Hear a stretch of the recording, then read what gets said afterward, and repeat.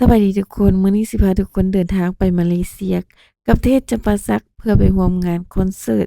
RAW Festival สาวตุ้ยก็มาจากอินเดียพักผ่อน1มื้อก็เดินทางต่อเลยนะทุกคนและการเดินทางของเราแม่นบินจากเวียงจันทน์แล้วไปเปลี่ยนยนต์บางกอกแล้วจึงบินไปมาเลเซียเป็นปกติของเราเวลาเราเปลี่ยนยนต์อยู่ทุกสนามบินเราจะเข้า Lounge เนาะทุกคนเพราะว่าเรามีบัตรเข้าฟรีการเดินทางครั้งนี้แม่นเดินทางไปทั้งหมด9คนซึ่งงานนี้แม่นงานเทศกาลดนตรีเกาหลีและประเทศใน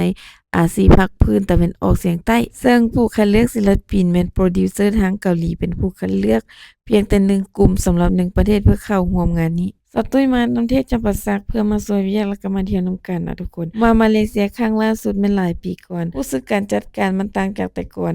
อันนี้เราลงจากยนต์มันบ่เข้าฮอลเลยคิดว่าจะได้เข้า Immigration บ่เฮาย่างผ่านฮอบักโดนแล้วออกจากฮอขี่รถบัสอีกเทื่อหนึ่งเพื่อไปหาอาคารต่อไปเพื่อเข้า Immigration คือตรวจคนเข้าเมืองนั่นแหละทุกคนย้อนว่าเรามาเฮ็ดเวียกเนาะตมก็สิเช็กถามใช้เวลาโดนเติบให้เบิ่งเอกสารแล้วก็ออกมาหลังจากนั้นทีมงานของ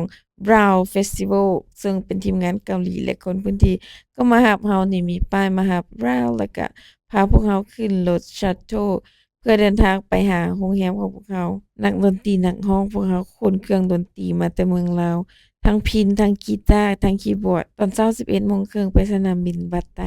แล้วไปเปลี่ยนยนต์อยู่ไทยแล้วจึงมาฮอดมาเลเซียแม่นประมาณ 7:30 ตอนกลางคืนมาฮอดค่ำพากันหิวข้าวมาฮอดโรงแรมปึ๊บคิดว่าสิได้เช็กอินเลยบ่แม่นตามที่คิดย้อนหยังสาวตุ้ยเป็นผู้หญิงคนเดียวในทีมเขาเจ้าลงเฮ็ดห้องเป็นห้องเตียงคู่กับผู้ชายดังนั้นเขาเจ้าจึงเคลียร์ห้องใหม่ให้ได้ห้องเดียวนอนคนเดียวจ้านี่เลิศๆห้องใหญ่มีวิวด้วยนี่คือวิวจากห้องเลยพีตนัททวินทาวเวอร์กับ